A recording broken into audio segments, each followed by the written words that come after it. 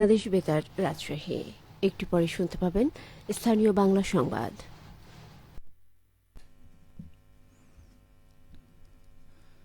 আসসালামু আলাইকুম। সন্ধে ৭টা। বাংলাদেশ বেতার রাজশাহী। স্থানীয় সংবাদ পড়ছি গোলাম মর্তুজা হেনা। ঐতিহাসিক জুলাই জাতীয় সনদে স্বাক্ষর করেছেন অন্তর্বর্তী সরকারের প্রধান উপদেষ্টা অধ্যাপক মোহাম্মদ ইউনুস এবং বিভিন্ন রাজনৈতিক দলের নেতারা। আজ বিকেল ৫টায় জুলাই জাতীয় সনদ ২০২৫-এ স্বাক্ষর করেন তাঁরা। এর আগে জাতীয় সঙ্গীত পরিবেশনের মধ্য দিয়ে শুরু হয় জুলাই জাতীয় সনদ স্বাক্ষর অনুষ্ঠান। এতে উপস্থিত ছিলেন উপদেষ্টা পরিষদের সদস্যবৃন্দ ও বিভিন্ন রাজনৈতিক দলের নেতা এবং জাতীয় ঐকমত্য কমিশনের সদস্যরা। রাজশাহী বিভাগের গণমাধ্যম কর্মীদের সাথে টাইফয়েড টিকাদান প্রচারণা বিষয়ক কর্মশালা অনুষ্ঠিত হয়েছে। আজ বিভাগীয় কমিশনার দপ্তরের কনফারেন্স রুমে আয়োজিত অনুষ্ঠানে সভাপতিত্ব করেন জাতীয় গণমাধ্যম ইনস্টিটিউটের মহাপরিচালক মোহাম্মদ হিরুনুজ্জামান। প্রধান অতিথি ছিলেন রাজশাহী বিভাগীয় কমিশনার খন্দকার আজিম আহমেদ। সভায় জানানো হয়, আজকের শিশু আগামী দিনের ভবিষ্যৎ। শরীর সুস্থ না থাকলে তারা লেখাপড়া ও কাজে বল পাবে না। শিশুদের সুস্থতা জাতির উন্নতির সোপান।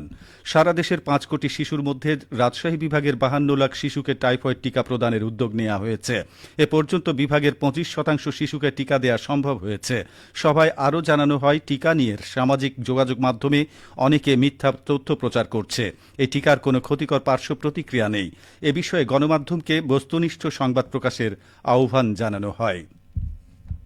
রাজশাহী বিশ্ববিদ্যালয় কেন্দ্রীয় ছাত্র সংসদ রাকসু, হল সংসদ ও সিনেটে ছাত্র প্রতিনিধি নির্বাচনের চূড়ান্ত ফলাফল প্রকাশ করা হয়েছে।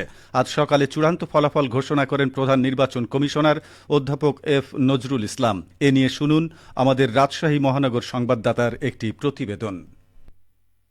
রাকসু নির্বাচনে ভিপি ও এজিএস সহ ২৩টি পদের ২০টিতে জয় পেয়েছেন শিবির সমর্থিত প্যানেল। এছাড়াও ১৭টি হলে ছাত্র শিবির সমর্থিত প্রার্থীরা নিরঙ্কুশ বিজয় অর্জন করেছেন। বৃহস্পতিবার সকাল ৯টা থেকে বিকাল ৪টা পর্যন্ত ভোট গ্রহণ অনুষ্ঠিত হয়।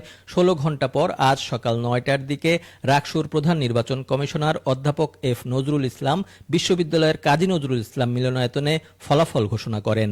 মুস্তাকুর রহমান জাহিদ প্রাপ্ত ভোট সংখ্যা ১২,৬৮৭।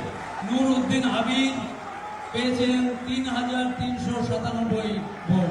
এদিকে রাকসুর জিএস পদে বিজয়ী স্বতন্ত্র প্রার্থী সালাউদ্দিন আম্মার জানান, দলীয় পরিচয়ের বাইরে গিয়ে ঐক্যবদ্ধভাবে রাবি শিক্ষার্থীদের স্বার্থ রক্ষায় কাজ করবেন বিজয়ীরা।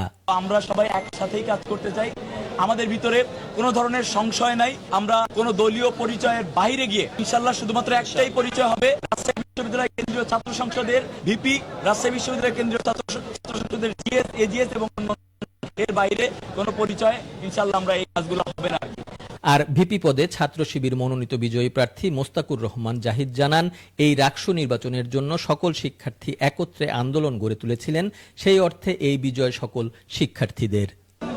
জুলাই বিপ্লবের পর আমরা শিক্ষার্থীরা রাকসুর জন্য আন্দোলন গড়ে তুলেছিলাম। নির্বাচনে জয় পরাজয় স্বাভাবিক। আপনারা আপনাদের জায়গা থেকে আমাদেরকে সর্বোচ্চ সহযোগিতা করবেন। রাকসু, সিনেট ও হল সংসদের মোট ২৮৩টি পদের বিপরীতে ৮৬০ জন প্রার্থী প্রতিদ্বন্দ্বিতা করেছেন। এখন রাবির প্রায় ২৯,০০০ শিক্ষার্থীদের দাবি, আগামী দিনগুলোতে বিজয়ী নেতৃবৃন্দ শিক্ষার্থীদের দাবি আদায়ে সোচ্চার হবেন। রাজু আহমেদ, মহানগর সংবাদদাতা, বাংলাদেশ বেতার, রাজশাহী। আসন্ন রবি মৌসুমে নাটোর জেলার ২,০০০ কৃষককে মসুর, ডাল আবাদে কৃষি প্রণোদনা প্রদান করা হবে। এজন্য সার ও বীজ বাবদ কৃষি মন্ত্রণালয় ২০,৬০,০০০ টাকা বরাদ্দ প্রদান করেছে। জেলার ৭টি উপজেলা পর্যায়ে কৃষি পুনর্বাসন ও প্রণোদনা কমিটি সংশ্লিষ্ট উপজেলার উপকারভোগী ক্ষুদ্র ও প্রান্তিক কৃষকদের তালিকা প্রণয়ন করে। পরে জেলা কমিটি ওই তালিকা চূড়ান্ত করেছে। উপজেলাতে কৃষক পর্যায়ে প্রণোদনার বীজ ও সার বিতরণ কার্যক্রম অচিরেই শুরু করা হবে। কৃষি সম্প্রসারণ বিভাগের উপপরিচালক মোহাম্মদ হাবিবুল ইসলাম খান বলেন, বর্তমান সরকার কৃষি ও কৃষকের উন্নয়নে নিরলসভাবে কাজ করে যাচ্ছে। প্রণোদনা সুবিধা গ্রহণ করে কৃষকরা উপকৃত হবেন এবং কৃষিতে দেশের মোট উৎপাদন বৃদ্ধিতে অবদান রাখতে পারবেন। সবশেষে আবহাওয়া। আজ রাজশাহীতে সর্বোচ্চ তাপমাত্রা ছিল ৩৪.২ ডিগ্রি এবং সর্বনিম্ন 22.3 ডিগ্রি সেলসিয়াস। সন্ধে 6টায় বাতাসে আপেক্ষিক আর্দ্রতার পরিমাণ ছিল 80%। রাজশাহী ও পার্শ্ববর্তী এলাকায় আগামীকাল সূর্যোদয় ভোর 6টা 4 মিনিটে। সংবাদ শেষ হলো। আমাদের পরবর্তী স্থানীয় সংবাদ প্রচারিত হবে আগামীকাল সকাল 8টা 10 মিনিটে।